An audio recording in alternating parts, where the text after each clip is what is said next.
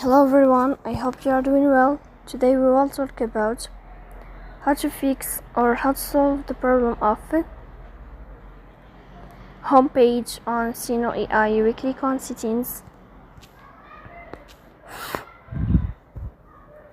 In this page, you will click on apps, default apps, app settings. In this list, you will search about the application of Suno. Then we click on first stop and you will click on OK.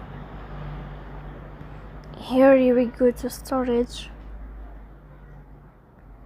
In this page, you will click on clear cache.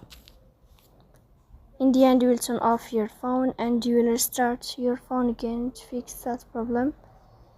So please don't forget to support us by like and subscribe. See you next time.